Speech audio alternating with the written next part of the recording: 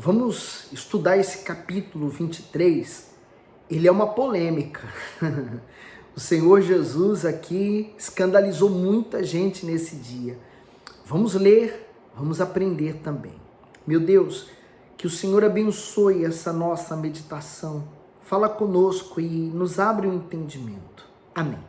Então, só recordando, escribas e fariseus eram duas seitas dentro de Israel e cada uma professava um tipo de fé, né?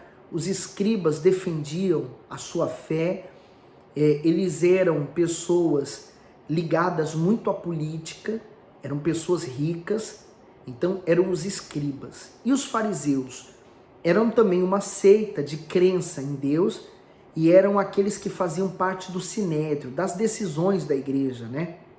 Escribas também tinha alguns no meio do sinédrio. Então essas pessoas aqui eram os principais. Por todos os assuntos eram tratados entre eles. Eles não eram muito amigos entre eles, não. Eles eram um pouco inimigos entre eles. Mas quando a finalidade era para destruir Jesus, eles se juntavam. Então o Senhor Jesus, nesse versículo 2, ele diz: na cadeira de Moisés estão assentados os escribas e fariseus. Por que a cadeira de Moisés? De fato, no sinédrio, né, na sinagoga, havia uma cadeira onde a pessoa se assentava nela para explicar a leitura da palavra. Então, por exemplo, como eu aqui estou sentado agora para ler a Bíblia. Então, alguém lia a Bíblia em pé, né, o livro da lei, a Torá, e quando iria explicar o que ele acabou de ler, então ele se assentava nessa cadeira para explicar. E essa cadeira, ela tem por esse nome, né? A cadeira de Moisés. Era onde Moisés falava com as pessoas. Mas a questão dessa cadeira, ela também demonstra autoridade. Ela demonstra, né, um posicionamento de liderança. E a preocupação desses religiosos era uma só, era se assentar na cadeira do poder. Era ter poder, era ter domínio. Então o Senhor Jesus já começou a atacá-los, que na cadeira de Moisés estão assentados escribas e fariseus.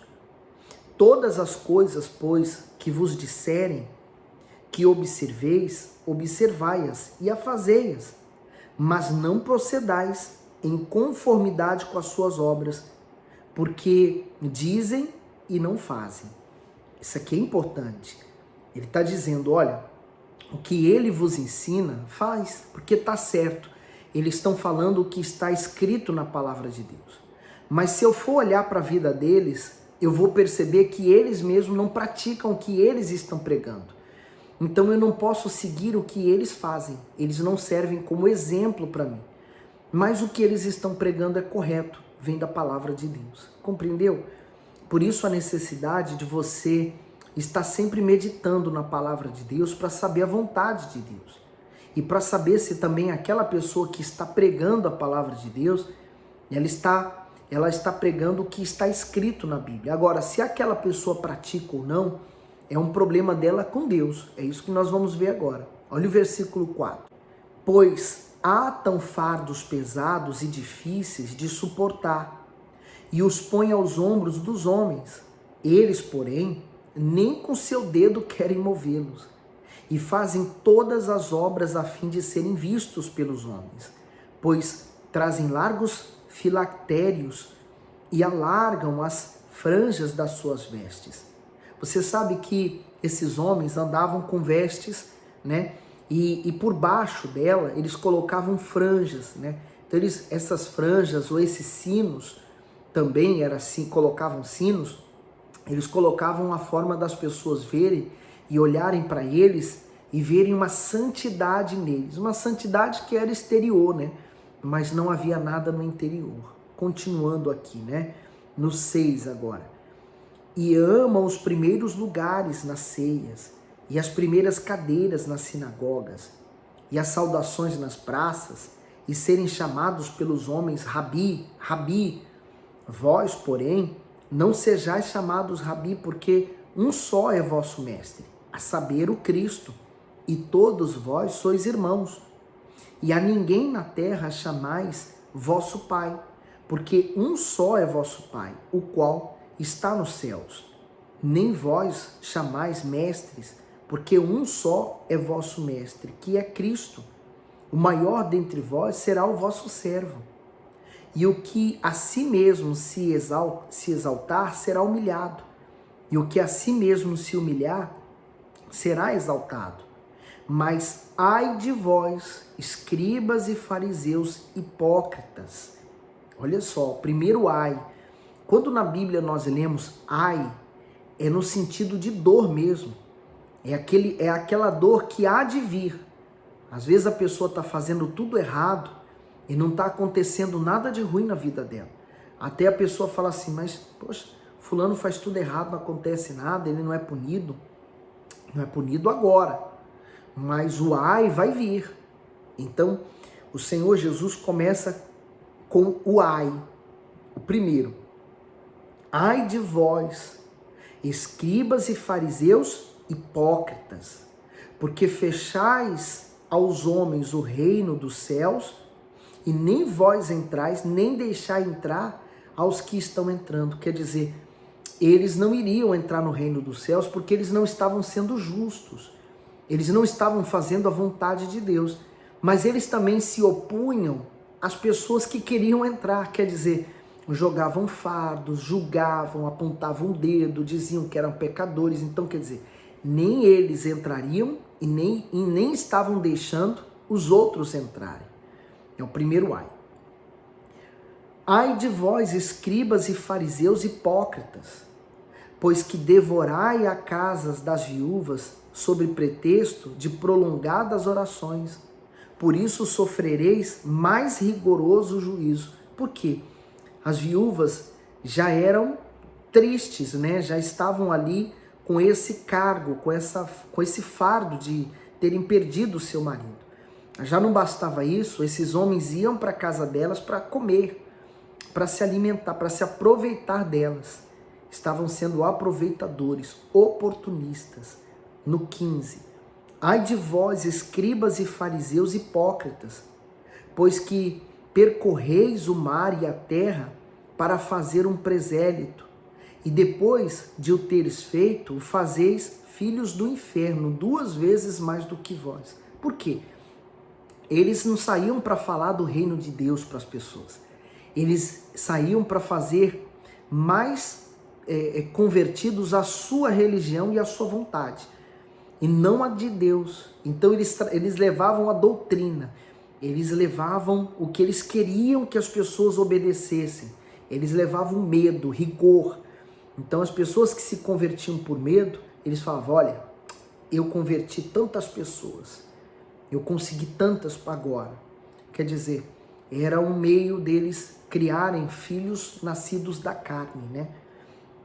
No 16, ai de vós, condutores cegos, pois que dizeis, qualquer que jurar pelo templo, isso nada é, mas o que jurar pelo ouro do templo, esse é devedor. Insensatos e cegos, pois qual é maior, o ouro ou o templo que santifica o ouro? E aquele que jurar pelo altar, isso é nada, mas aquele que jurar pela oferta que está sobre o altar, esse é devedor. Insensatos e cegos, pois qual é maior, a oferta ou o altar que santifica a oferta? Então quer dizer, aqueles homens, eles tinham o olho no ouro, né? Nas conquistas. Ele tinha o ouro não no ofertante, eles tinham o olho não no ofertante, mas na oferta do ofertante. Então, com esse respeito, Deus havia dito para não jurar, nunca jurar por nada. Então, eles diziam, se jurar pelo templo, isso não é nada. Agora, se você jurar pelo ouro do templo, isso aí é de respeito. Normalmente a pessoa jura, né? Ela fala assim, eu não fiz isso, eu juro, porque ela quer afirmar, ela quer dar certeza, ela quer ter base de uma certeza do que ela está falando. Mas se a pessoa preza pela verdade, né? Se ela fala sempre a verdade, ela não precisa jurar nada. A palavra dela, que sai da boca dela, é verdadeira. Então, esses homens aqui, eles ficavam de olho no ouro, e esqueciam que o mais importante era a honra a Deus. Aí ele diz aqui, ó, no 21. E o jurar pelo templo, jura por ele e por aquele que nele habita, quer dizer, Deus. E o que jurar pelo céu, jura pelo trono de Deus e por aquele que está sentado nele, Deus de novo. Ai de vós, escribas e fariseus hipócritas, pois que dizimais a hortelã, o endro e o cominho, e desprezais o mais importante da lei, o juízo, a misericórdia e a fé. Deveis, porém, fazer estas coisas e não omitir aquelas. Sabe, eu pego esse trecho aqui, é muito importante, porque muitas pessoas dizem, por que dar o dízimo? Por que tirar 10% e dar na igreja? Isso aí é coisa do passado. Veja, primeiro que a Bíblia é uma só, é a palavra de Deus do princípio ao fim dela. Deus não revogou o Velho Testamento. Até o Testamento diz assim, o Testamento é uma dádiva, né? Foi dado. Então o Velho Testamento continua tão vivo quanto o Novo. Então Jesus não está falando para eles deixarem de dar o dízimo, dar o dízimo, mas não desprezar outras coisas, que era o juízo, a misericórdia e a fé. Eles tinham tanta preocupação em dizimar a hortelã, o endro, o cominho, quer dizer, eles tinham aquela preocupação de fazer as mínimas coisas, dizimando para Deus e mostrando que eles eram fiéis, mas eles desprezavam outras coisas que também são importantes. O Bispo Macedo, ele diz assim, o quinto ai foi uma severa crítica à maneira detalhista como os fariseus tratavam a questão do pagamento do dízimo. Não haveria nenhum problema em serem tão criteriosos em relação a isso, desde que tivesse o mesmo zelo com a parte principal da lei, o juízo, a misericórdia e a fé. O juízo representa Deus, a misericórdia simboliza o próprio Jesus e a fé configura o Espírito Santo. Mas por estarem distantes do Senhor e da sua palavra, aqueles religiosos não compreendiam isso, porque normalmente a pessoa ela se liga muito no fazer, né? Se ela está fazendo algo, ela pensa assim, é porque eu estou bem com Deus. Se ela está sendo curada, se ela está sendo abençoada, então ela fala, eu estou bem com Deus. Então a pessoa se engana muito com isso. E Deus, ele não olha para o que está acontecendo, né? O que nós fazemos, ele quer que sejamos. No 24, condutores cegos, que coais um mosquito e engolis o camelo. Quer dizer, eles coavam, quer dizer, eles nas mínimas coisas, eles eram rigorosíssimos com as pessoas, mas eles mesmos engoliam o camelo. Já viu o tamanho do camelo? Então é uma comparação, né? É uma comparação. Ele fala, vocês desprezam o que vocês estão engolindo, que é tão grande, e ficam atrás das pessoas, porque elas, por causa de um mosquitinho, uma coisa mínima. No 25. Ai de vós, escribas e fariseus hipócritas, pois que limpais o exterior do copo e do prato, mas o interior está cheio de rapina e de intemperança. Olha, eu tiro aqui duas coisas, né? Ele estava falando sobre eles, que eles aparentavam uma religiosidade, uma santidade muito grande, porém, eles eram sujos, podres por dentro. Assim a pessoa, por exemplo, eu quero o Espírito Santo, mas se eu não me limpar primeiro, eu não posso receber o Espírito Santo em mim. No 26, fariseu cego, limpai primeiro o interior do copo, do prato, para que também o exterior fique limpo. Ai de vós, escribas e fariseus hipócritas, pois que sois semelhantes aos sepulcros caiados, que por fora realmente parecem formosos, mas interiormente estão cheios de ossos de mortos e de toda imundícia. Mas uma comparação importante, quer dizer, ele falou, né? Você vai no cemitério, há lugares, né? Há jazidos que são belíssimos, de mármore, com aquelas linhas parecendo ouro, o nome da pessoa gravado, mas o que há dentro? Se não ossos, pessoas mortas, quer dizer, a podridão do ser humano, né? Assim a pessoa, ela se veste bem perfumada, cheirosa, cabelo bem arranjado, toda bonita. mas por fora, mas por dentro ela está podre, por dentro ela está mal. Veja, você precisa se guardar. Quando nós nos convertemos, quando nós entregamos nossa vida para Jesus, nós temos que colocar nossa vida no altar. Toda oferta que era posta no altar era colocada como forma de sacrifício, holocausto. Então se abria o animal ao meio, então se olhava as vísceras por dentro, né?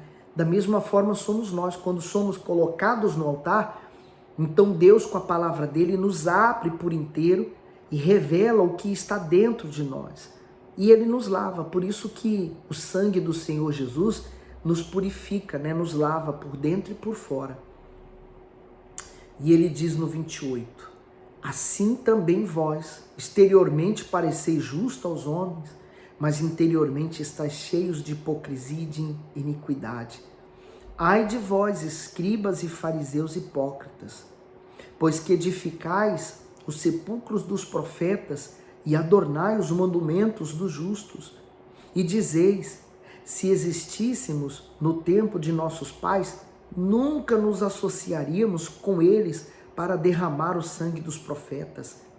Assim vós mesmos testificais que sois filhos dos que mataram os profetas. Enchei-vos, pois, a medida de vossos pais, serpentes, raças de víboras, como escapareis da condenação do inferno? Veja, o Senhor Jesus está falando que eles diziam, né? Se eu tivesse naquele tempo que mataram os profetas, nunca que eu mataria um profeta de Deus. Jesus estava na frente deles e o diabo só soprando na mente dele e eles lá no coração deles, vamos matar Jesus, vamos matar Jesus. Quer dizer, eles estavam condenando os pais, né, deles, aqueles que morreram e que condenaram muitos profetas, e eles fazendo exatamente a mesma coisa. Serpentes, raça de víbora, no 33. Como escapareis da condenação do inferno? Portanto, eis que vos envio profetas, sábios, escribas, e uns deles matareis e crucificareis, e a outro deles açoitareis nas vossas sinagogas e os perseguireis de cidade em cidade, para que sobre vós caia todo o sangue justo que foi derramado sobre a terra, desde o sangue de Abel, o justo, até o sangue de Zacarias, filho de Beraquias, que matastes entre o santuário e o altar. Em verdade vos digo que todas essas coisas hão de vir sobre essa geração. Veja no 35 que foi morto um profeta entre o santuário e o altar. Talvez ninguém tivesse visto. Talvez ninguém tenha visto aquele assassinato, né? Tinham matado um homem ali. Mas só que aquele homem era um homem de Deus. Mas Deus viu. Abel, talvez ninguém tenha visto Caim matar Abel. Porque Abel, ele estava ali diante de Caim e Caim matou ele. Talvez ninguém tenha assistido, mas Deus viu. Então há coisas que mesmo que ninguém esteja vendo do que você faz, né? Você pode estar em 4 paredes fazendo aquilo, mas os olhos de Deus estão ali vendo você. No 37, desculpa. Jerusalém, Jerusalém, que matas os profetas e apedreja os que te são enviados. Quantas vezes quis eu ajuntar os teus filhos, como a galinha junta os seus pintinhos debaixo das asas, e tu não quiseste. Eis que a vossa casa vos é deixada deserta, porque eu vos digo que desde agora me não vereis mais, até que digais, bendito que vem em nome do Senhor. Nós terminamos esse capítulo, né, de um verdadeiro escândalo para a época. Jesus, com as suas palavras duras e muito pesadas, falando com aqueles sacerdotes, fariseus, escribas, quer dizer, levando eles ao julgamento de Deus, mostrando e revelando a podridão deles, né? Então Jesus escandalizou a muitos. As pessoas que tinham aqueles homens como santidade, escandalizou elas, porque elas passaram a olhar para eles e ver a nudez deles, né? Então Jesus, esse capítulo é um capítulo de escândalos. Aí você diz assim, poxa, pastor, mas a igreja hoje, há tantos escândalos acontecendo, pastores saindo, obreiros, bispos, é verdade. O próprio Senhor Jesus, nós já lemos isso aqui, que essas coisas iriam mesmo acontecer. Mas aí daquele por quem vem o escândalo, né? E o que Jesus acabou de revelar ali não é um escândalo? Ele mostrou a hipocrisia daqueles que faziam a obra de Deus, mas eles viviam outra coisa. Mas Jesus mostrou aquilo e seguiu em frente. A obra de Deus não pode parar por causa dos hipócritas. Vamos continuar firme. Por isso os nossos olhos, eles têm que estar postos em Jesus. Foi Jesus que morreu por nós. Morreu, ressuscitou, deixou o Espírito Santo para que ele pudesse nos guiar a toda a verdade. Por isso, se firme na verdade, e o mais o Senhor Jesus vai fazer em você, e sua alma será salva, tá bom? Deus abençoe e ilumine você ainda mais. Deus abençoe.